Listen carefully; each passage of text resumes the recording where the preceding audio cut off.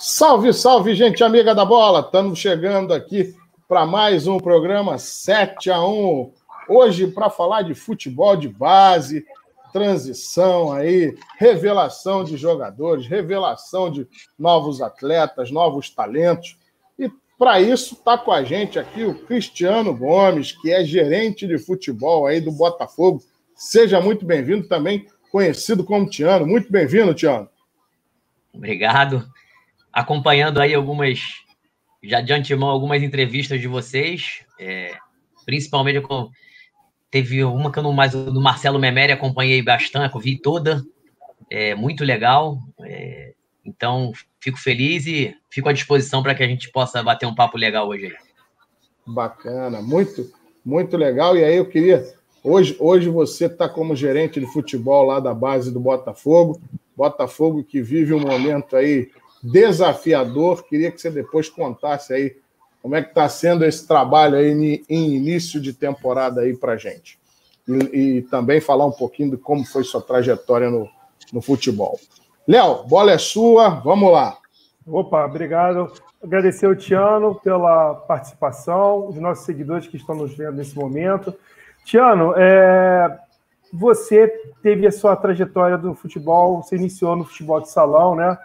E você depois fez essa transição para o campo.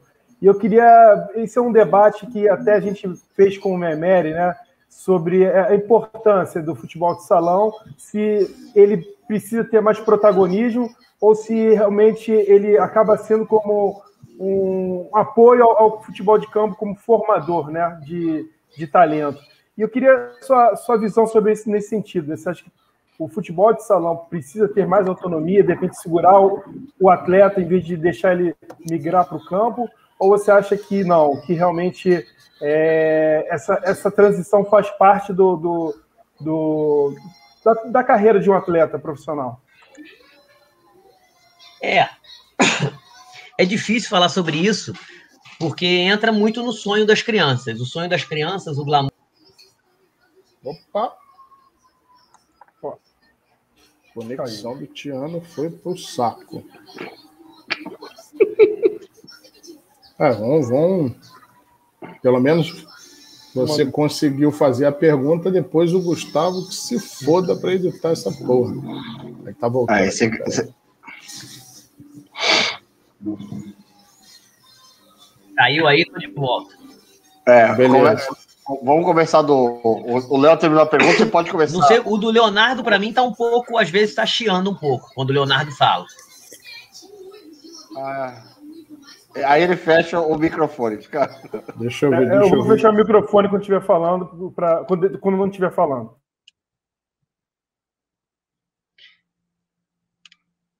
Pode começar a responder, Tiano, se quiser. Beleza. Essa questão do futsal, do futebol de futsal com campo, que o futsal venha, principalmente aqui no Rio de Janeiro, com as categorias bem abaixo do que já teve outros tempos, né, time de liga nacional. Então, mas isso vai muito do sonho das crianças, o glamour todo é do campo, né? Então, acaba que todo mundo quer experimentar o campo, quer participar, quer ser avaliado no campo, quer jogar o futebol de campo.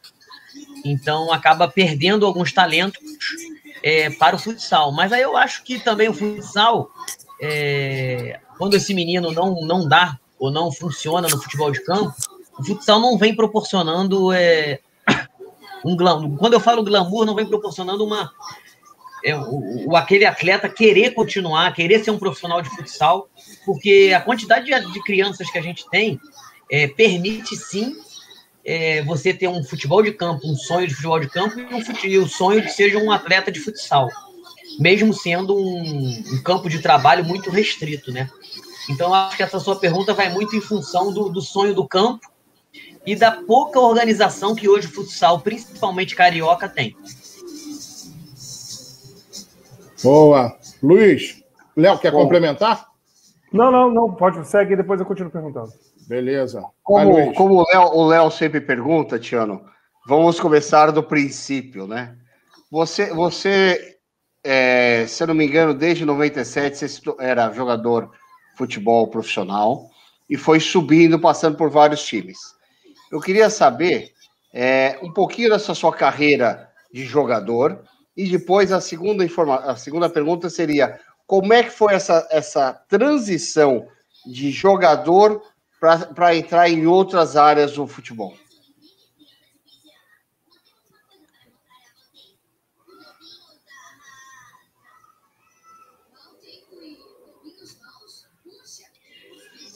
Luiz, eu fui um cara que comecei no futsal, tive muito tempo de futsal, fui jogar futebol de campo com quase 17 anos, 16 para 17 anos, com aquele sonho.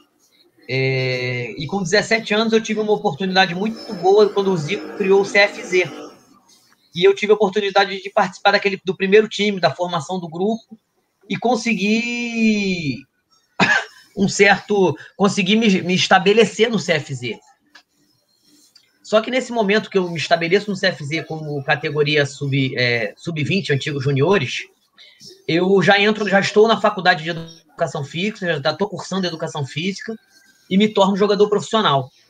Então, a partir do momento que eu me torno jogador profissional, estou fazendo faculdade de educação física, com 21 anos, eu já estou formado em educação física. Entrei na faculdade com 17 e me formei com 21. E continuei sendo atleta profissional. Fui atleta profissional dos 18 anos até os 34. Então, quando dá 34 anos, que foi especificamente a sua pergunta, é um momento onde eu já sou formado em educação física, já tenho pós-graduação em administração esportiva, tenho curso de treinador da CBF, licença B, licença A, e já venho me preparando há bastante tempo para essa aposentadoria do futebol, que é a última coisa que a gente quer na vida, mas chega um momento que eu tive que parar, eu quis parar, né? Não é que eu tive. Porque eu sabia que mais um ano, mais 2 anos, eu iria ter que iniciar uma outra vida. E nessa minha transição, aí eu te confesso que foi muito difícil. Assim que eu parei, eu fiquei 1 ano em casa, minha esposa trabalhando, eu já com filho, e sem ter muito o que fazer, e sem saber para onde iniciar essa nova carreira. Aí eu abro 2 escolinhas de futebol, participo de projeto social com o Zico em comunidades do Rio de Janeiro, com parcerias com prefeitura e governo. E aí, em certo momento, sou treinador do Sub-17 do Bangu, como experiência que eu queria. E aí chega um certo momento que um conhecido me convida para ser coordenador técnico das categorias de base do Botafogo. Era tudo que eu queria, era o que eu sonhava, era o que eu estava me preparando. E aí pinta essa oportunidade inesperada para mim, para que eu já entre numa função que iria me levar para a parte de gestão, que era onde eu estava me preparando, onde eu gostaria. E, ao contrário, né, muitas pessoas pensando que eu queria ser treinador, isso estava longe dos meus planos. Nunca falei que nunca vou ser, nem hoje eu falo, mas está bem longe dos meus planos isso. E acaba que eu entro como coordenador técnico e em 1 ano e 1 mês sou convidado a ser gerente de futebol da base do Botafogo. Então, e aí eu continuo me preparando, continuo fazendo cursos para que eu possa continuar evoluindo. Claro, toda a experiência que eu tive como atleta profissional me ajuda muito, mas eu tenho certeza que os estudos foi o principal motivo para eu estar conseguindo seguir nessa carreira. Beleza, Tiano. Deixa eu aproveitar e pegar carona, já que você está falando desse seu momento atual aí. E até na abertura eu falei a questão da base do Botafogo. Queria que você falasse um pouco como é que está o trabalho hoje no Botafogo, principalmente porque o Botafogo hoje tem um elenco muito jovem e com muitos jogadores da base. Em função aí de tudo que a gente viu que aconteceu com o Botafogo, uma temporada extremamente difícil, com rebaixamento, eu queria saber como é que vocês estão se preparando aí, primeiro, para manter esses jovens aí nesse elenco principal e como é que está as outras categorias para alimentar ainda mais o elenco principal. Isso é um trabalho constante, Renato. A gente trabalha de sub-11 a sub-20 e ainda tem o futsal que inicia no sub-7. Isso é um trabalho nosso constante de busca de talentos. Eu acho que, principalmente, além de busca de talentos, o que o Botafogo tem forte na base é o desenvolvimento desses talentos. Nós temos uma equipe de profissionais muito capacitada, que nos traz uma confiança muito grande, e essa entrega toda que vem tendo. As pessoas às vezes comentam, né? Ah, tá entregando tanto no profissional porque foi para a Série B, porque não. Os meninos já estão sendo entregues há alguns anos na equipe profissional, com o trabalho de todos, com uma metodologia muito definida que a gente tem, um caderno, um documento orientador sobre todos os trabalhos a serem feitos, com uma direção muito correta e muito certa, faz com que essas coisas venham acontecendo. Então, não são poucos jogadores que estão chegando, a gente considera um número considerável, mas que a gente sabe. Entregar tudo bem, mas a gente tem que cada vez mais procurar entregar jogadores ao profissional e jogadores cada vez com mais qualidade.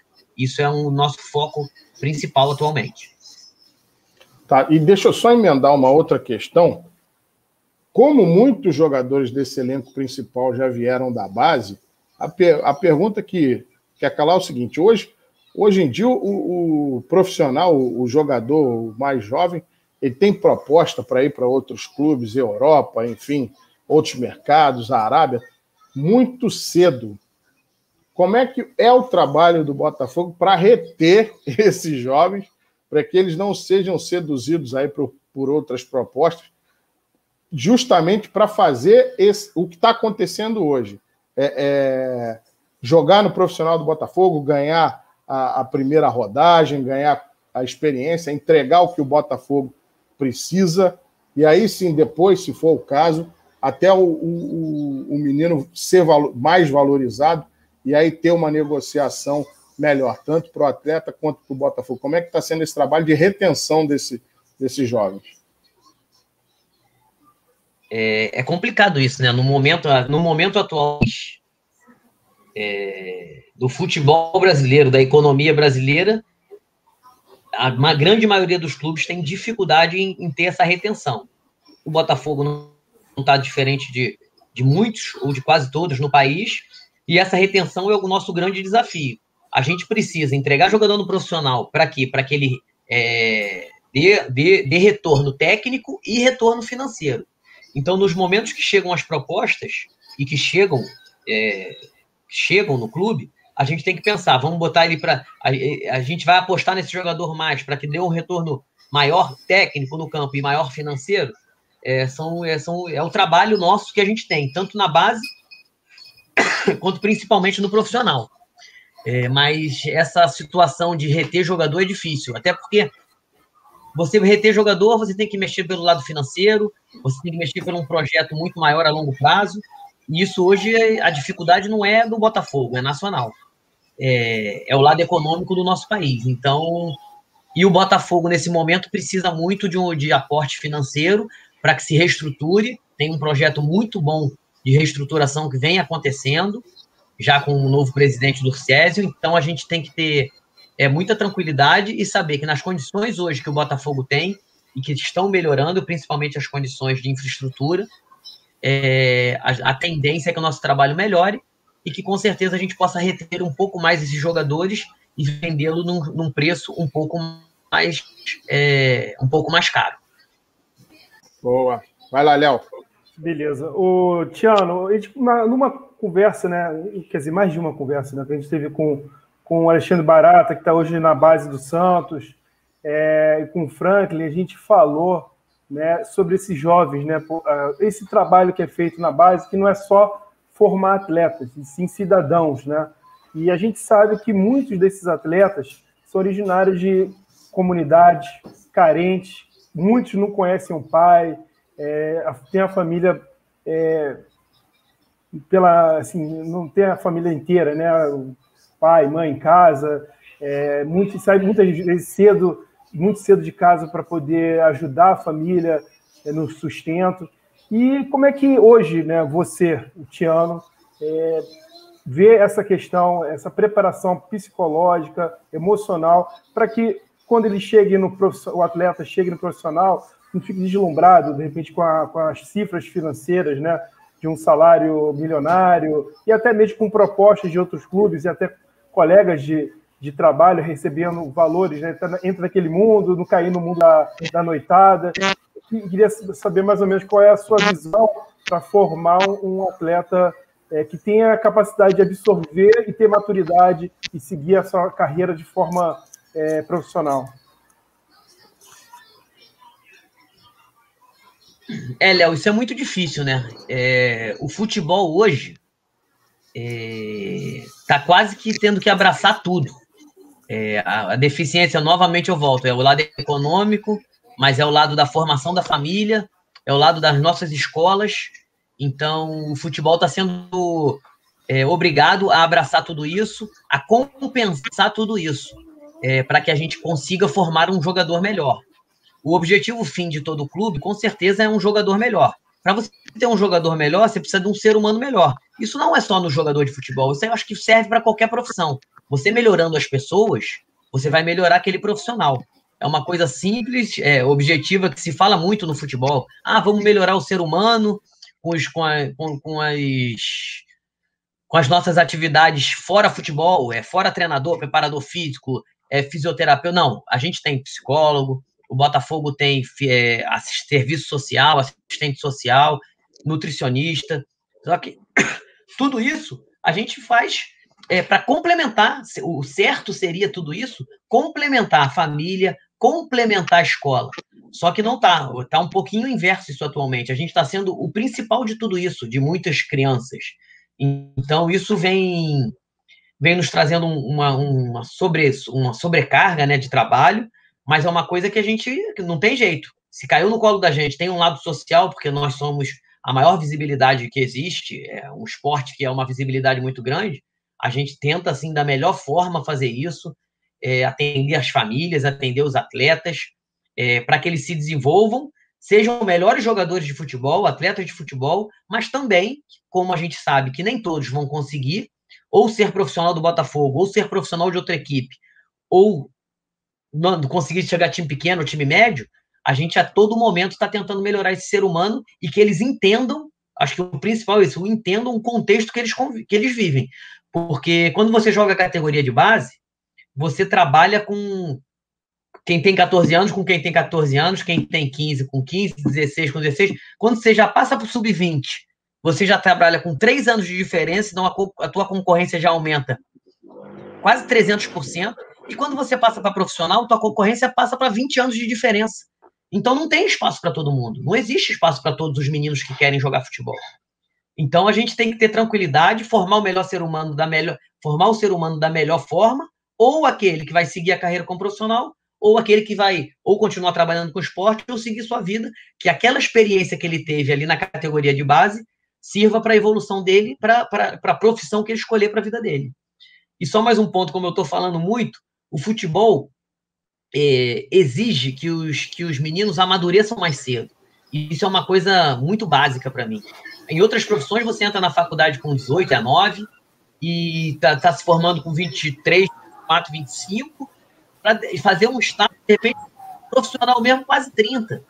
Então, no futebol, não. No futebol, com 17, você tem que estar preparado para tudo, psicologicamente, amadurecido, você é perfeito, você não pode errar em campo, senão você é o pior. Então, esse lado também é muito difícil. É uma profissão... Se tem uma diferença que tem no jogador, da atleta de futebol, é o amadurecimento mais cedo. De resto, é uma profissão como todas as outras. Boa. Vai, Luiz.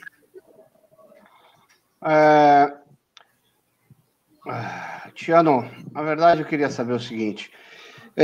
Vocês estão passando por uma nova fase aí, com uma nova diretoria, né?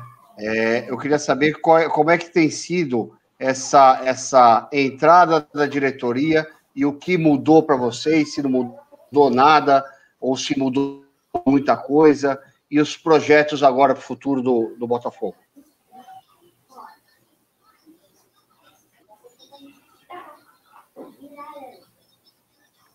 Tiano, seu áudio está fechado.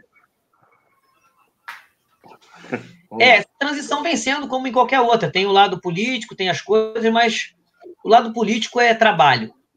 O lado político é trabalho, é o que o presidente fala, as decisões das pessoas competentes de cada áreas, que serão cobradas também pelo que tem a fazer. Mas, de resto, eu acho que tem que ter os pés no chão, entender a realidade que a gente está, mas, além de entender a realidade que a gente está, entender o clube que a gente trabalha. É um clube que não dá para questionar, gigante. Isso aí eu fico até chateado de ter que falar isso. É um clube que tem uma história, é um clube que tem milhares de torcedores, então isso aí, para mim, fica até desagradável falar. É entender onde a gente está, o clube que a gente trabalha, que a gente sabe que isso aí é passageiro e que vai dar tudo certo. Boa. Legal. Tiano, deixa eu fazer o seguinte, a gente está falando muito aí como é a formação, jovem, projeto, enfim. Deixa eu pegar um pouquinho aí da sua carreira como jogador de futebol. Queria que você falasse aí de jogos que você participou aí, os campeonatos. Eu já vi que você jogou nos times aqui do Rio, Madureira, Bangu, enfim.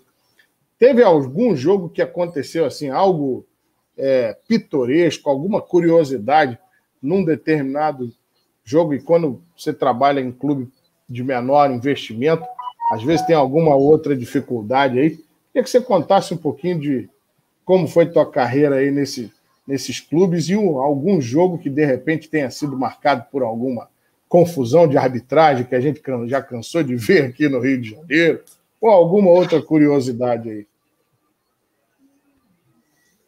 A confusão aqui no futebol do Rio tem, né? Antigamente, então, tinha mais ainda, né? Exatamente, por isso. Antigamente tinha mais ainda. Tem algumas, assim, lembrando aqui friamente um jogo que eu joguei pelo CFZ e Volta Redonda. Não tinha nem o estádio ainda da Cidadania, era um estádio, mas era bem pequeno, sem arquibancada, sem nada, antes das obras. Se eu não me engano, isso foi em 2000, se eu não estou enganado. De repente, até antes, 98, 99. No último lance de um jogo, eu recebi um lançamento, eu não lembro o nome exato do goleiro do Volta Redonda. Ele era bem experiente, pô. Eu tinha 20 anos, ele tinha quase 40, 35, 40. A bola caiu o cara lançou, eu corri, a bola ficou entre o zagueiro, o goleiro e eu estava atrás. Eu botei a mão pela frente do zagueiro, puxei a bola com a mão e fiz o gol. Só que o juiz estava lá no meio-campo, lá atrás, ele não conseguiu ver nada. Saiu o gol, acabou o jogo, lá em Volta Redonda. Assim que termina o jogo, o repórter veio, tinha um repórter lá da cidade, perguntou, o pessoal, eu era novo, né? Aí o pessoal, e aí o que aconteceu? Eu falei, não, a bola sobrou lá, acabou que bateu na minha mão e eu fiz o gol. Não precisava ter falado isso, né, Renato? Porra, não bateu na minha mão nada, foi gol. E aí depois o pessoal do Volta Redonda pegou, levou isso pro juiz, mas já estava dentro do vestiário, acabado o jogo. Tem umas situações assim que são bravas. A gente mais novo fala besteira, né? Fala o que não é para falar. Não precisa. E me diz uma coisa, já teve invasão de vestiário na tua época? Gente teve uma vez, você tá me lembrando aqui, você vai falando, eu vou lembrando. Olha que eu não sou bom de cabeça não, hein? De quando eu joguei, sou muito mal de cabeça. Teve uma vez que eu tava no Santa Cruz, aí foi uma coisa até maior. Santa Cruz, não recordo o time adversário. Santa Cruz de Pernambuco, de Recife, eu joguei lá um ano, no Campeonato Brasileiro da Série A, em 2006. Eu acho que foi um jogo até do estadual, a gente estava dentro do vestiário, a gente só foi sair do vestiário 2 horas da manhã, o jogo acabou 10 horas, eu acho, a gente foi sair do vestiário 2h30 da manhã, porque a torcida começou a bater lá no vestiário, e a torcida do Santa Cruz é uma coisa de louco, tinha família dentro, tinha tudo dentro, a gente não saiu do vestiário, não podia sair. Cada família saiu escoltada para ir para casa. Foi uma coisa foi meio desesperador. Ô Vitor, já está tudo ok aí com o computador? Já pode entrar na conversa? Já está tudo legal? Tudo certo, tudo restabelecido. Então, beleza. Carregou a geladeira, Vitor? Carregou a geladeira. É sempre isso. Dá sua boa noite para o Tiano aí, faz a sua pergunta. Primeiramente, boa noite, Tiano. Seja bem-vindo. Pessoal, desculpa aí pelo atraso. Se por acaso a minha pergunta já tivesse sido respondida, vocês me interrompam, hein? Por favor. Tiano, em 2012, se eu não me engano, se eu não estiver falando besteira, você teve, né, uma lesão, passou por um processo de cirurgia e todo aquele processo de retorno aos gramados. A gente imagina que deve ser complicado essa questão de recuperar o condicionamento físico, voltar a atuar em condição normal, né, fisicamente falando. Eu não sei se atualmente você andou tendo ou teve algum contato com jogadores que passaram pela infecção do Covid. Eu queria ver se você teve essa experiência, como que está sendo, como que o clube, por exemplo, auxilia na recuperação desse atleta, se a maioria dos atletas que estão passando por essa infecção estão tendo sequelas mais graves ou se a maioria está conseguindo se recuperar plenamente. Queria saber como é que está sendo essa parte da recuperação de atletas infectados, se é que você está tendo contato com algum. Não, a gente no clube vem fazendo exames periódicos em todos os atletas, competições da CBF. Todo jogo tem exame do Covid para todos os atletas e treinador. São as únicas pessoas que estão autorizadas a trabalhar sem máscara. Então, vem acontecendo muito. A gente tem todo o suporte do nosso departamento médico. Os jogadores são afastados, tem o protocolo de 14 dias dos sintomas, 10 dias do exame. Eu, por sinal, só para complementar para vocês, estou saindo agora, acabei de ter Covid, estou há 5 dias liberado, voltando a trabalhar, tive alguns sintomas, departamento médico entra em contato do clube, não só com os atletas e funcionários, mas com as famílias também. Tivemos muitos casos estamos tendo durante essa pandemia, e o departamento médico do clube está sendo incansável em relação a isso. E o clube dando todo o suporte possível às pessoas, às famílias, com o tempo, a maioria dos meninos, principalmente, os sintomas são muito, muito brandos, né? Agora, dos nossos profissionais não, das pessoas que trabalham, uns estão tendo alguma coisa que vai um pouco mais grave, mas o controle é total frente a isso. Nossas categorias só voltaram, as que estão tendo competição, que é o Sub-20 e Sub-17, e isso é uma preocupação enorme do Botafogo. Tanto que a gente acabou de ter não foi nem suspensão, o adiamento do Campeonato Carioca Sub-20 em 60 dias. Iria começar agora final de março, só vai iniciar em maio agora. Boa. Vai, Léo.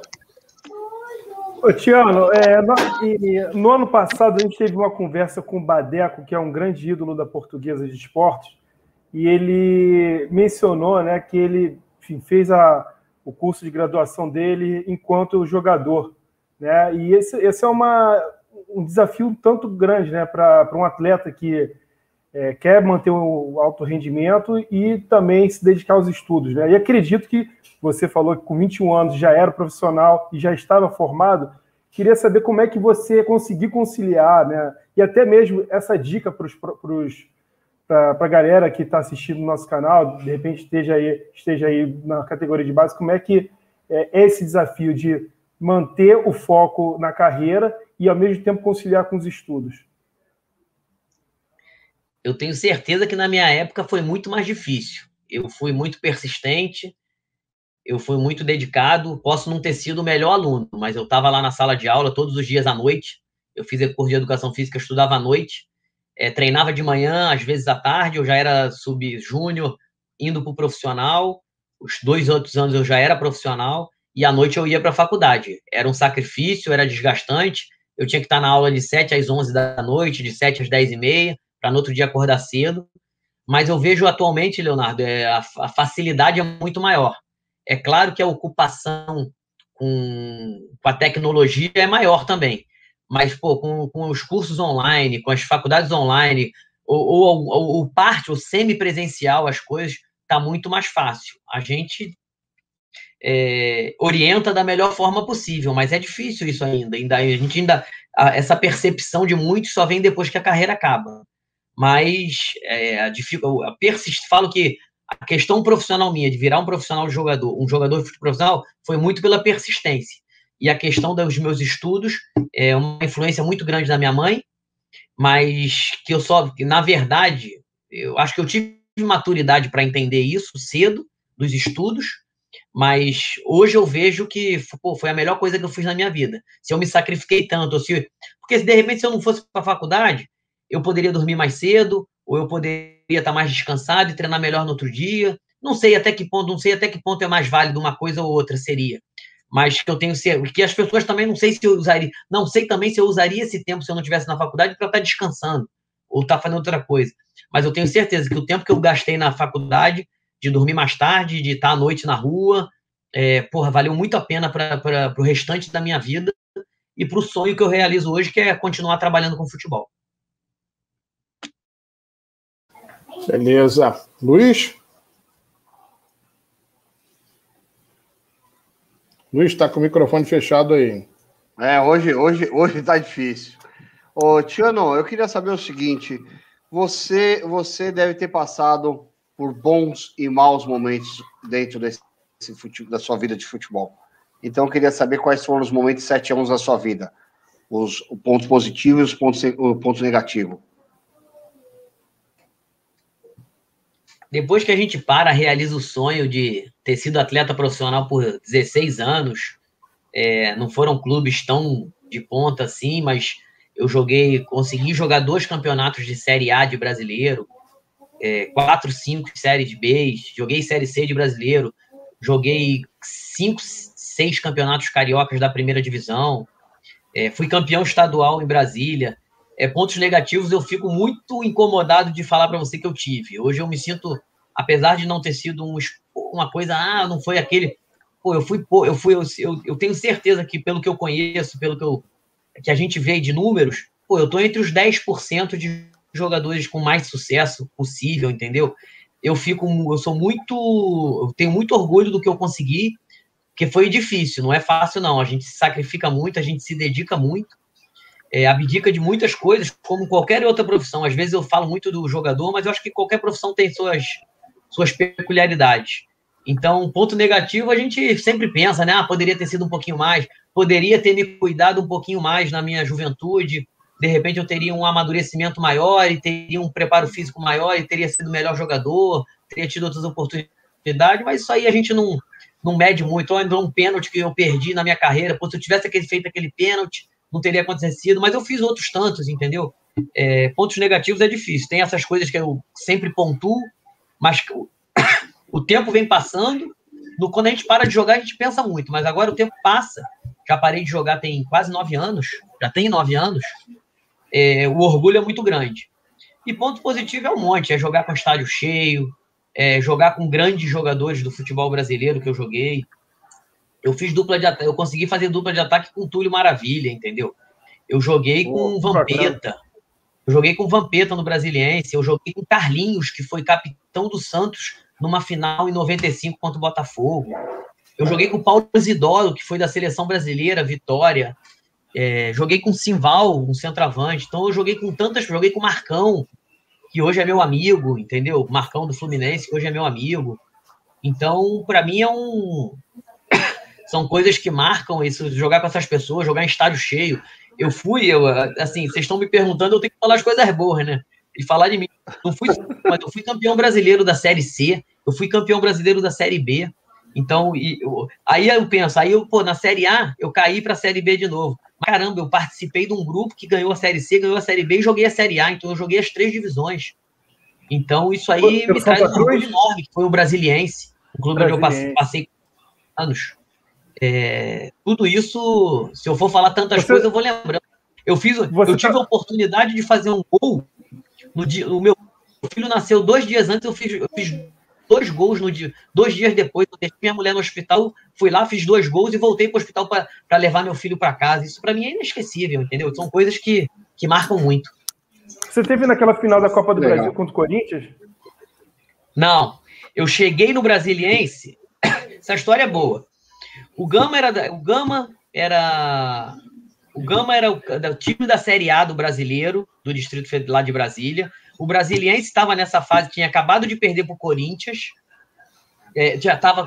foi a fase da Copa do Brasil, e eu jogava no CFZ de Brasília. Só que no estadual, o CFZ de Brasília foi campeão. A gente foi campeão estadual. A gente ganhou do Gama, time da primeira divisão de brasileiro, ganhamos do Brasiliense, o mesmo time que foi vice-campeão da Copa do Brasil, e a gente foi campeão, eu fui artilheiro e melhor jogador da competição. 15 dias depois dessa final, eu fui contratado pelo Brasiliense. Que bacana.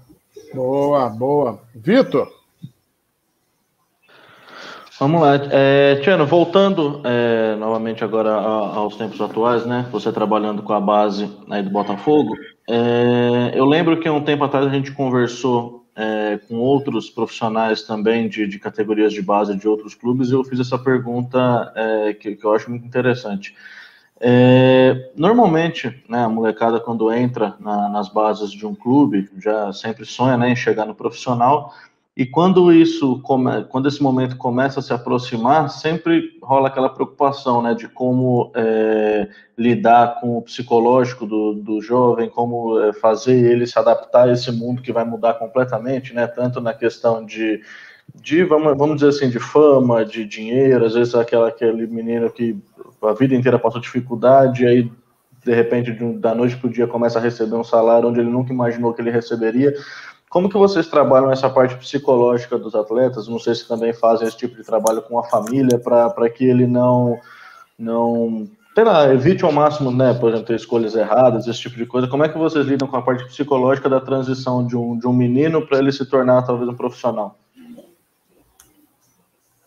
É uma situação que eu já falei, nós temos psicólogo, nós temos assistente social, todos os profissionais com experiência em categoria de base, sabendo que isso é possível e muito possível acontecer, mas, novamente, eu reforço, acho que quando se tem uma boa família, quando eu falo boa família, não significa dinheiro, nada disso, uma família estruturada, uma família que apoia, e quando você tem o atleta numa boa escola, fica muito mais fácil conduzir isso. Como atualmente no nosso país a gente vem com dificuldade nesses dois pontos, o clube tenta suprir essa deficiência que tem. E aí, com todo esse nosso trabalho de palestras, de intervenções, palestra com o setor de comunicação do clube, palestra de ordem financeira, a gente vai tentando a todo momento fazer com que eles entendam isso o quanto antes, para que não para que não passem pelas mesmas coisas que outros atletas passaram. Mas é uma coisa ainda muito difícil, e quem tiver a fórmula me passa, que aí eu vou ficar rico pra caramba.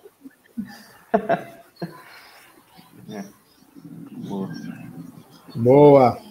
Ô, Tiano, vamos voltar aqui, já que o Vitor levou para a base, eu vou voltar para o campo.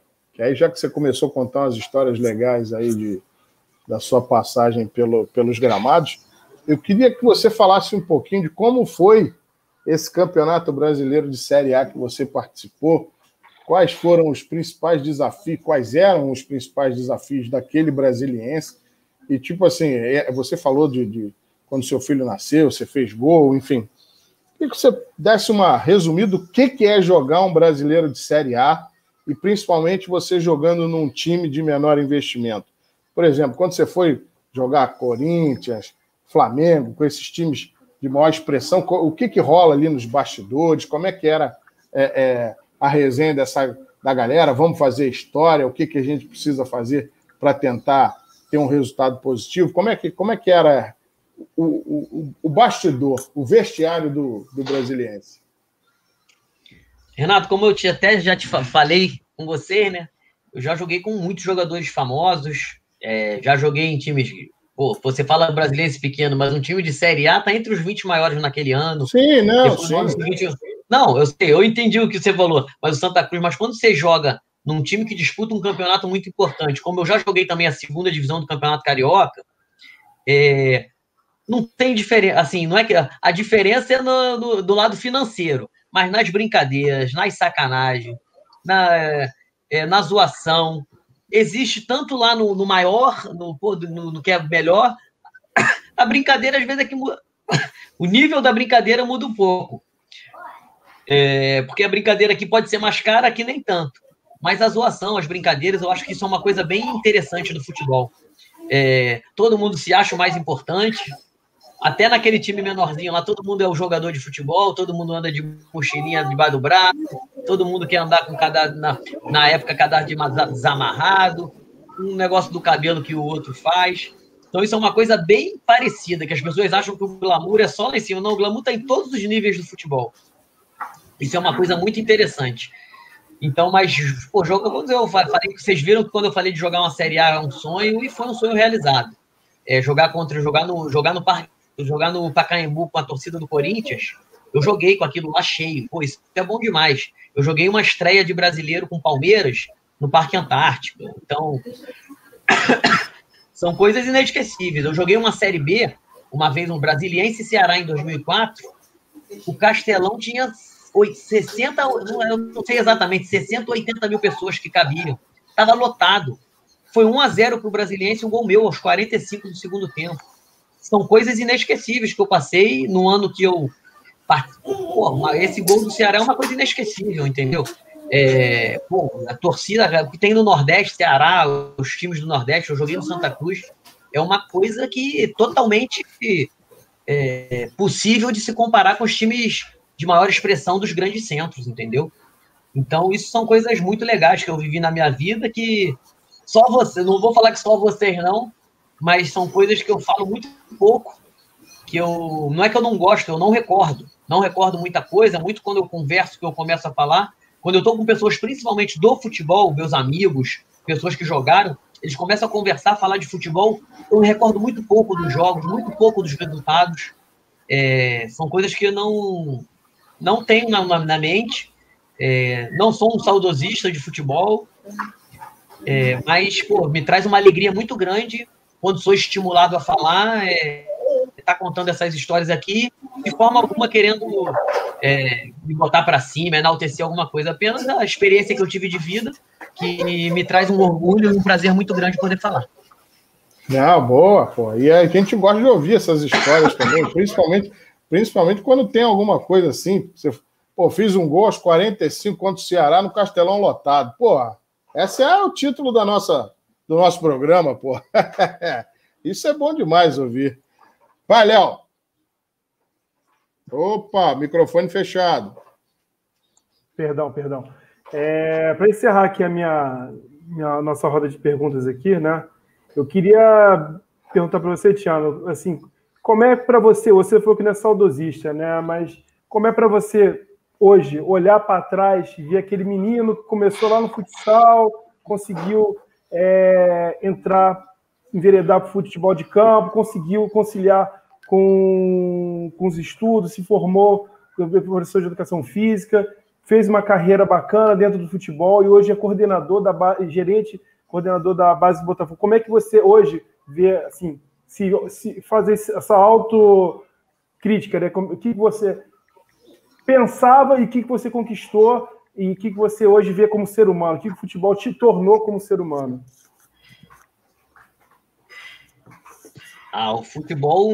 O futebol me ajudou muito.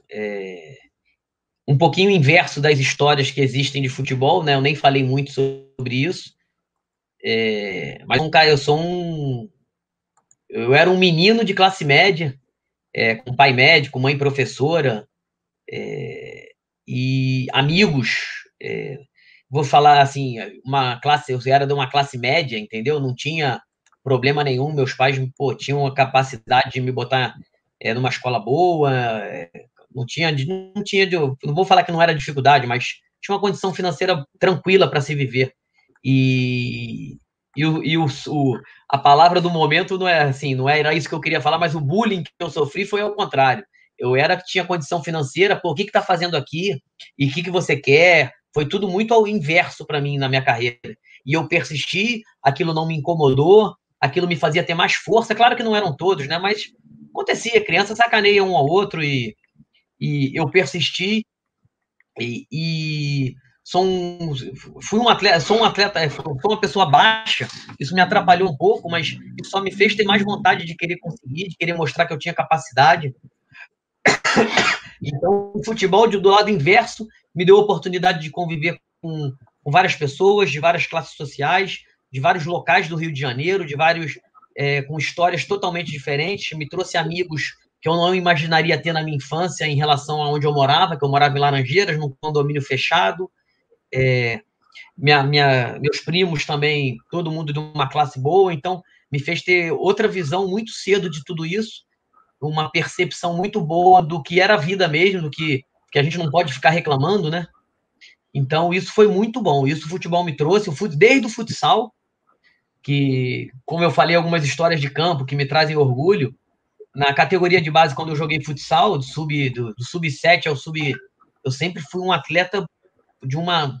Não vou falar que é o melhor de todos, mas um dos melhores do Rio na minha idade, no meu momento. Isso foi sempre muito legal. Até no momento que eu larguei o futsal para ir para o campo, foi um questionamento muito grande do pessoal. Pô, por que tu vai sair do futsal? Não faz isso. Aí entra naquilo que a gente iniciou a nossa conversa. O sonho era passa a ser o campo e foi tarde. Mas o futsal é um orgulho muito grande quando eu converso com pessoas, que eu vi a entrevista de vocês com o Memeri, que foi meu treinador. Eu era daquele time do Marco Brito, que ele falou. Ele só citou o nome do Marco Brito, mas o artilheiro do time era eu. O Marco Brito já jogava campo no Fluminense. Porra, jogava de vez em quando. Ia lá porque era craque. Vamos puxar a orelha do Memeri, pô. O Marco Brito ia lá porque ele era o craque mesmo, mas já jogava campo no Fluminense. Então... O Memeri até falou que o Marco não era nem titular. Hoje o Marco é um grande amigo meu, desde desse ano aí, 93. Marco Brito é um amigo meu desde 93, a gente frequenta a casa um do outro. Então o Marco Brito ia lá só quando estava um problema. Se a gente não resolvia, ele entrava para resolver, mas eu falo para vocês que nesse ano eu resolvi bem. Então... O Marco Brito já esteve com a gente aqui também, pô. Então... Aí o Memeri, porra, fiquei com ciúme, né? O Memeri só falou o Marco Brito, pô, o cara só ia às vezes. O cara só ia às vezes. E, porra, o Marco Brito, que era o craque do time, pô. Tinha, pô, Andrei, o time Andrei, Luiz Felipe, Claudinho e eu, que era, teoricamente, o time principal naquele ano, que atualmente nem existe muito mais isso de time titular no futebol, no futsal, e que na época era futebol de salão. Então... O Memeri foi um cara espetacular para mim também. Eu fui campeão de futsal junto com ele, com esse time aí que eu citei para vocês. Que o Marco... qual era o time? O time titular era Andrei, que depois se tornou um excelente pivô profissional de seleção brasileira. Luiz Felipe, ala esquerda. Claudinho, ala direita, que hoje é procurador de justiça no Espírito Santo. E eu de pivô. Então... Mas isso em qual clube? Na Hebraica. Hebraica 93, foi o que o Memeri citou. Aí eu tenho que falar, eu tava esperando para vocês me dar a chance de falar isso do Marco, que o Memeri só citou o Marco Brito. Pô, mas se a gente não desse, você falava, pô. Entra e fala. Vocês me deram a chance que eu queria com o Marco Brito. E entra de sola. E aí, esse grupo da Hebraica se fala até hoje, pô. Fabinho, claro que eu vou esquecer algum nome, Fabinho, até porque eu tô falando o nome de todo mundo aqui, porque no nosso grupo de WhatsApp entrou o vídeo de vocês nos momentos em que o Memeri falou desse título, dessas pessoas, e o Memeri só falou do Marco Brito. Então eu aproveito para falar do Fabinho, do Mário, do Guilherme Tafarel, Tcheco, Alexandre, e tantos outros que estavam naquele clube. Desculpa se eu esqueci os outros, porque tô falando todo mundo, porque o Memeri não falou ninguém. Depois você manda esse vídeo seu aqui também no grupo. Fala aí, galera. Ó, complementei a informação. Ó, já tem uma chamada para o grupo, né? Para entrevista, né? Puxão de orelha do Memeri. Não posso deixar de esquecer que o Memeri tinha o César, preparador físico, e o Flávio Cantarelli, preparador de goleiro, que foram duas pessoas que também estão no nosso grupo. Era um treinador e preparador físico e treinador de goleiro, que todos a gente se fala muito. Com essa pandemia não teve o churrasco de final de ano, mas a gente procura todo final de ano tentar se encontrar. Esses amigos que cada um seguiu um caminho, né? Boa. Luiz?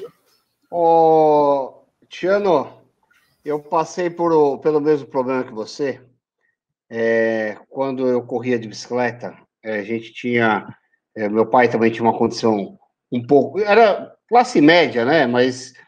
o ciclismo é um esporte de rico, porque as bicicletas são muito caras, praticado por pobres, porque normalmente é o pessoal sem muita condição para competir. E eu tive essa discriminação que você falou que você teve.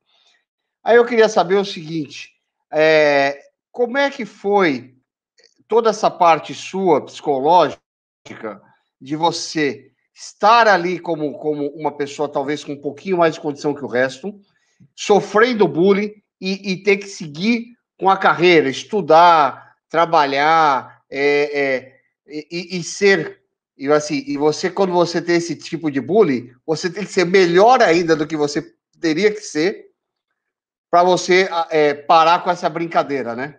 É isso que eu queria saber. As brincadeiras existiram, né? Até hoje, como eu trabalho com futebol, eu falo, Tiano, porra, na infância era filhinho de mamãe, Tiano criado com vó. Tem essas brincadeiras que me incomodavam, principalmente. Eu falo para vocês, até 22, 23 anos, essas brincadeiras ainda me incomodavam. Pô, e 22, 23 anos, você já tá, não vou falar velho, mas você já tá de uma certa idade, né? Passou dos 18, não é mais criança. Mas com 23 para 24 anos eu comecei a levar mais na brincadeira, brincar. Eu nunca briguei por nada disso. Eu escutava, ficava chateado e por mim tá tudo certo. Aquilo ali me deu muita força. Isso aí você pode ter certeza. As brincadeiras me deram muita força para persistir, para treinar mais e para mostrar que eu tinha capacidade. Mas aí depois com 23, 24 anos, quando começava as brincadeiras já num nível de jogadores até um pouco mais rodados, aí eu já começava a brincar. E aí, aquela brincadeira de Danoninha, eu tinha mesmo, e aí? Agora estamos juntos aqui, todo mundo igual, entendeu? Então eu acho que isso aí faz parte, cada um tem o seu. Cada um sofre os seus bullying, né? Que atualmente ninguém pode sofrer nada.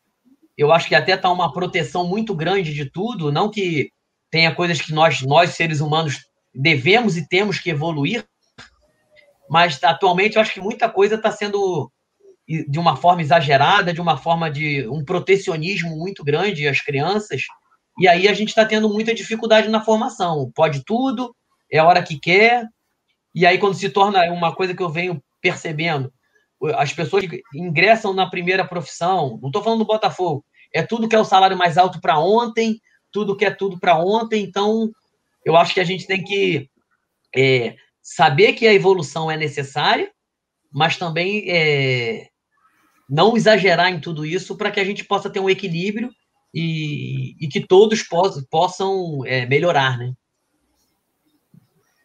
Boa. Vitor! Vamos lá, Tiano. Então, para a gente encerrar, a gente já falou sobre passado e presente, a minha pergunta agora seria sobre futuro. Assim, olhando lá para frente, eu queria saber se você tem planos de atuar em outras áreas do futebol, por exemplo, ser treinador, esse tipo de coisa, ou você se vê mais continuando nessa parte gerencial mesmo? Não vou falar, não vou repetir, não vou falar que nunca vou ser treinador, mas a minha vontade não existe disso. Minha vontade é continuar na área de gestão, me aprimorar, fazer novos cursos e seguir nessa área de gestão esportiva. Sou da categoria de base, não tenho nenhuma pretensão hoje ainda de virar de uma equipe profissional, mas é uma coisa que a expectativa e se a coisa continuar se desenvolvendo acontece algum dia, mas eu estou muito feliz onde eu estou. Fazendo a comparação, é aquela coisa do como a minha carreira de pós-futebol começou mais tarde, eu ainda sou muito novo onde eu estou. Então eu não tenho que reclamar, eu tenho que trabalhar. Daqui a pouco as coisas que já aconteceram muito rápidas na minha carreira pós-futebol possam continuar evoluindo e eu seguindo na minha carreira, mas muito realizado em ter sido atleta profissional, como falei para vocês, e hoje trabalhar com futebol de base, podendo ajudar esses meninos, ajudar, e quando eu falo, não só menino, família e tudo, a se desenvolver e a ter uma formação melhor, tanto para os que se tornarão profissionais, como que os que vão seguir a vida de outra forma. Beleza. Tiano, rapidinho, chegamos a quase 55 minutos de conversa aí. Queria agradecer sua participação aqui com a gente. Porra, conversa bem legal, puxão de orelha no Memeri, as boas lembranças aí dentro de campo. Eu só queria, antes de encerrar, fazer uma última pergunta. Já que você falou aí da parte gerencial, que é a tua praia, eu queria saber o seguinte: você que está dentro do futebol, está vivenciando aí a efervescência do que é trabalhar com jovens, revelar jogadores, enfim. Tem algum clube, e aí você pode falar do futebol brasileiro, do futebol internacional, que tenha um modelo de gestão dessa coisa de carreira mesmo para os jogadores, você vira e fala assim, vi isso, aprendi isso, esse caminho é bom, ou o que a gente pratica aqui no futebol brasileiro não deve nada ao futebol internacional?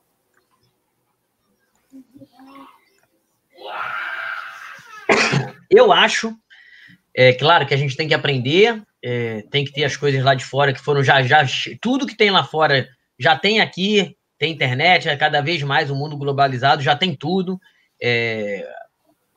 metodologias de treinamento, tudo que eles fizeram lá, não vou falar que foi cópia daqui, mas eles vieram aqui, viram como é que funcionava e sistematizaram o que se fazia aqui também. Então isso aí é uma coisa muito clara, a gente tem sempre muito a aprender. Mas o que tem que se parar para pensar é o seguinte, o que se faz lá fora na formação de jogador é como você gerencia os jogadores e os profissionais do futebol. Não tem como você trazer o que funciona lá, funcionar aqui.